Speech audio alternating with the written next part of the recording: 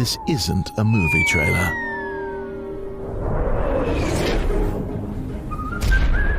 This isn't a weight loss ad. Bearing separation confirmed. This isn't even a car commercial. Okay, maybe a little. This is something for all of us. It's something to look forward to.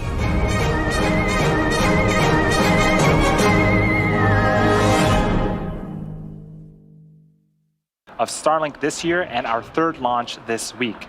If you've been following along, you saw us launch Cosmos SkyMed on Monday, NROL 87 yesterday, and now we're capping it off with our very own Starlink launch today. This week also kicked off the beginning of Black History Month. Here in the United States, February is designated as a time to recognize and celebrate the critical roles that Black Americans had and continue to have in shaping our shared history. Here at SpaceX, we encourage everyone to use this opportunity to reflect on the ways the STEM and aerospace fields specifically have benefited from the work of Black Americans. Our launch this afternoon will send 49 Starlink satellites into low Earth orbit, which means they will orbit at about 550 kilometers above the Earth. Today's launch will be going to a 53-degree inclination, and lately we've been flying in this southern trajectory as it increases recovery weather availability for both the booster and fairing halves during the winter months. Falcon 9's southern trajectory makes it more likely to be visible from the ground, so if you're in the area, keep an eye out for it after liftoff. The Starlink satellites will deploy about 15 minutes after liftoff, but we won't have ground station coverage during that time frame. This means that we won't have any live audio or visual confirmation of payload deployment in real time. Given that, we will be ending our webcast just after second engine cutoff and confirmation of deployment on social, and we'll confirm deployment of the satellites on social once we regain coverage at about the T+1 hour and 20-minute mark. Weather is currently a watch item, but the latest weather forecast shows about 80% favorability for liftoff. With that, the vehicle, satellites, and range are all also looking good for an on-time liftoff just a few minutes from now. Today will be our 144th launch of a Falcon rocket. And on screen, you're looking at a live view of our vertical Falcon 9 rocket at Launch Complex 39A at Kennedy Space Center in Florida. The first stage booster for this mission is flying for the 6th time. It previously supported NASA's Crew 1 and Crew 2 missions, Sirius XM-8, NASA Commercial Resupply Mission 23, and most recently the IXPE mission at the end of last year. That first stage will accelerate the second stage and our Starlink satellites through the Earth's atmosphere and then separate to make its way back down to Earth. There are 9 Merlin 1D engines at the bottom of the first stage, and fun fact, Falcon 9 is named not only after those 9 engines, but also after the Millennium Falcon from Star Wars. When those 9 engines power up, they'll deliver a thrust roughly equal to 7 747 airplanes taking off at the same time. We will be attempting to recover the first stage on our drone ship, a shortfall of Gravitas. You can sort of see it on the right-hand side of your screen. If you ignore the water there. We have 3 of these drone ships, each of them equipped with station-keeping engines that allow them to hold position autonomously out in the middle of the ocean. If successful, it will mark the 106th recovery of an orbital-class rocket. The black ring near the top of the rocket is our carbon fiber inner stage, which is a composite structure that connects the first and second stages and houses the pneumatic pushers that allow the first and second stage to separate during flight. While the vehicle is called Falcon 9, there are actually 10 engines on board. The area above the inner stage is the Falcon 9 second stage, which has a single Merlin vacuum or MVAC engine. Once the 2 stages separate at about 2.5 minutes into the mission, the MVAC engine will ignite and carry the Starlink satellites to a low Earth orbit around the Earth. And lastly, at the very top of the rocket is a large nose cone. This is called the satellite fairing. The fairing houses the 49 Starlink satellites and protects them until the vehicle is outside of the Earth's atmosphere, at which point the fairing separates to expose these satellites to space. Our fairing is about 40 feet tall with a 17-foot diameter. To put that size into perspective, an average fire truck is about 40 feet long and 12 feet wide, so it would just fit inside of the fairing. And just as we reuse the Falcon 9 first stage, we recover and reuse our fairing halves as well. The fairing halves that we're using today are flight proven, and on one half it's going to be its 4th flight, and the other one's going to be its 6th flight. We are planning to attempt to recover these halves using our recovery vessel, Doug, once they return to Earth. Propellants have been loading on the vehicle since the T-minus 35-minute mark.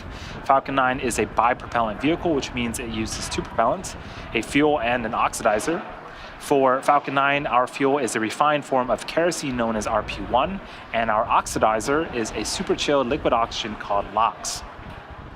The liquid oxygen is chilled well below its boiling point, so it becomes what we call densified, which means it has a much greater amount of mass per volume, and we can load more of it onto the booster. In addition to its propellants, Falcon 9 also needs an ignition source in order to go. And for that, we use the chemical compound TTEP, or triethylaluminum and triethylborane.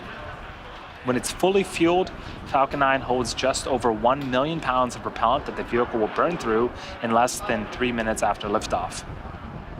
Currently, fuel is fully loaded on the first stage and second stage. Liquid oxygen is almost done loading on the first stage and should wrap up on the second stage around the T-minus 2-minute mark.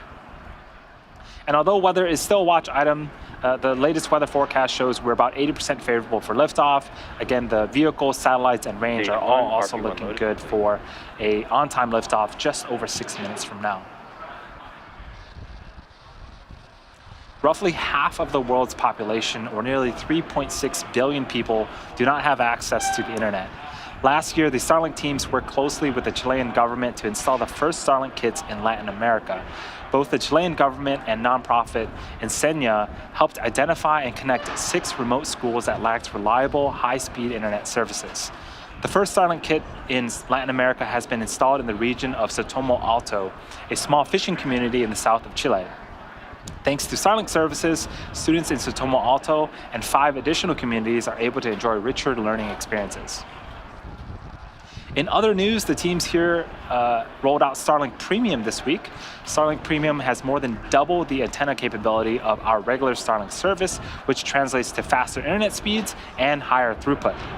It's designed for super users, whether they be individuals or businesses, to help ensure bandwidth for critical ops even during times of peak network usage. Deliveries start in Q2 of this year, so if you're interested in reserving a spot, you can order now by heading over to starlink.com. So we are just under 5 minutes from liftoff. Falcon 9 is progressing into the final stages of the launch countdown. Next up, the truss structure next to the vehicle, known as the transport erector, will start to retract. In preparation for the retraction, the TE clamp arms will open, and then the strong back will begin to pull away from the rocket slightly, and then at T0, hydraulics pull the TE even further away as Falcon 9 lifts off. The TE is retract has started. Next to the Falcon 9. It provides liquids, gases, and electrical connections to the second stage, as well as air conditioning to the payload.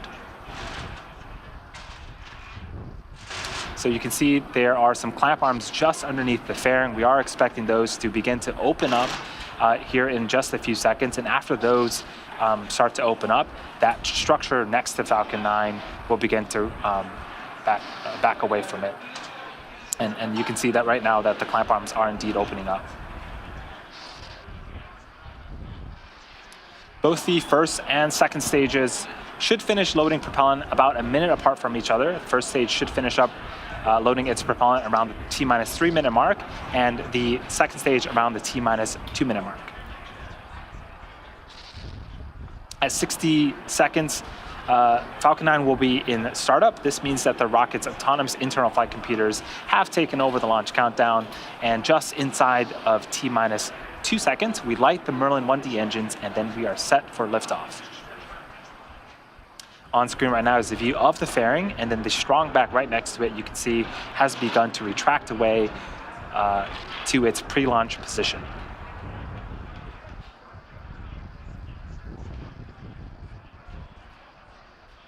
Stage 1 LOX load is complete.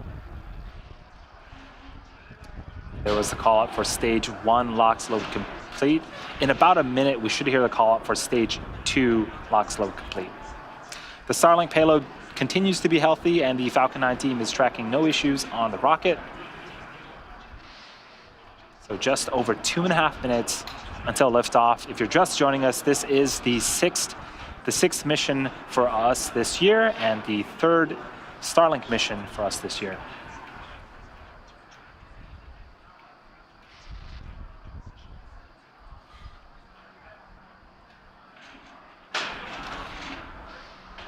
So on screen is a view of Falcon 9. That booster is flying for its 6th time today. It's currently stationed at Launch Complex 39A.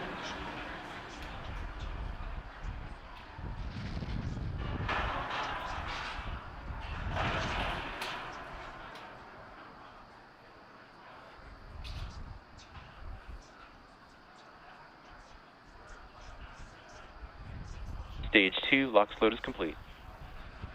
And with that call out, we have wrapped up propellant loading not just on the 2nd stage, but for the vehicle overall.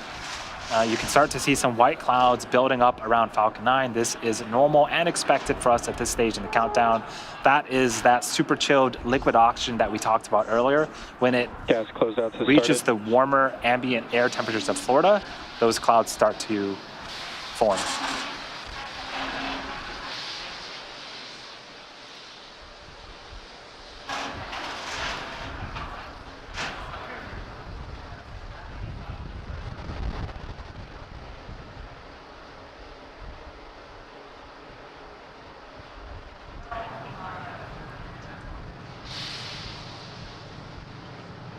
Falcon 9 is in startup. At this point, both stages are beginning to pressurize for liftoff, and we are expecting the launch director to give the final go for launch here in just a few seconds. Launch director, go for launch. And with that call out, all systems are go for launch. Let's listen in to terminal count and watch as Falcon 9 takes our 49 Starlink satellites into orbit. T-minus 30 seconds.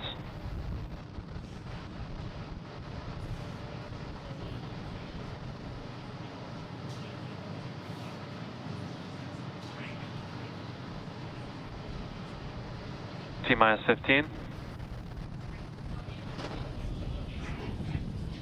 T-minus 10, 9, 8, 7, 6, 5, 4, 3, 2, 1. Liftoff, Starlink 47.